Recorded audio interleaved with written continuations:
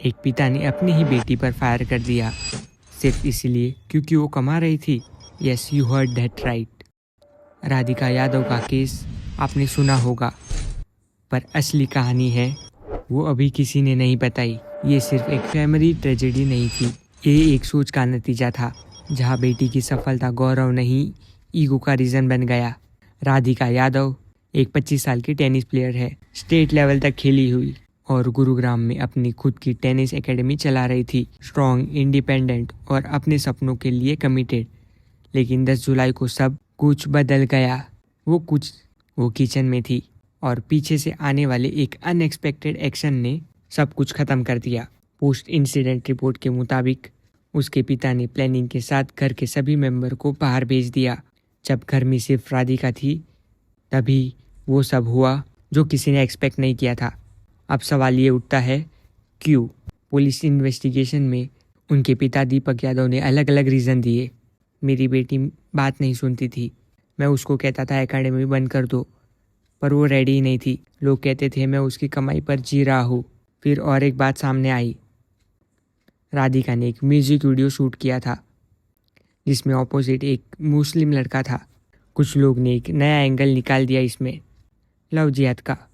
फिर ये सच था या सिर्फ एक सोच का फैब्रिकेशन? इस इंसिडेंट में कुछ लोग ने रिलीजियस का इशू बनाने की कोशिश की, लेकिन राधिका अपने सिर्फ करियर पर फोकस रही थी, चाहे वो स्पोर्ट्स या एक्टिंग हो। पर क्या ये सब रीजंस किसी को इतने मजबूर कर देते हैं कि वो एक इरिवर्सिबल स्टेप ले ले? इस इंसिडेंट के बाद दीपक यादव जुडिशियल कस्टडी में भेजे गए। राधिका की माँ एक सेटल्ड और डिवास्टेड माँ बन चुकी है और उसका छोटा भाई अब हमेशा इस गिल्ट के साथ है जिएगा कि उसके सामने ही सब कुछ बदल गया।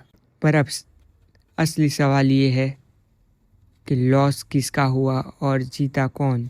जब हम बाहर वालों की बात का इतना सीरियसली ले लेते हैं कि अपनों के साथ ही दूरी हो जाती है, तो असली डैमेज तब होता है। अगर आपकी बेटी स्ट्रांग है, काम कर रही है, घर संभाल रही है, तो ये शेम की बात नहीं, प्राउड होने की बात है।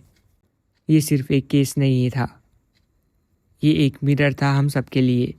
क्या अब हम सब वही सोच लेकर जी रहे हैं कि बेटी की कमाई से लोगों को प्रॉब्लम होती है? अपनी ईगो से ऊपर उठकर सोचो, अगर बेटी घर संभाल रही है तो वो बेटी नहीं, बेटा है। लोग क्या कहेंगे ये सोचकर डिसीज़न मत लो। लोगों का काम है कहना, आपका काम है उनकी सुनना नहीं। मैं इसी तरह की वीडियोस अपलोड करते रहता हूँ, तो अगर आपको इसी तरह की और इन्फॉर्मेटिव वीडियोस चाहिए तो चैनल को सब्सक्राइब कर दो।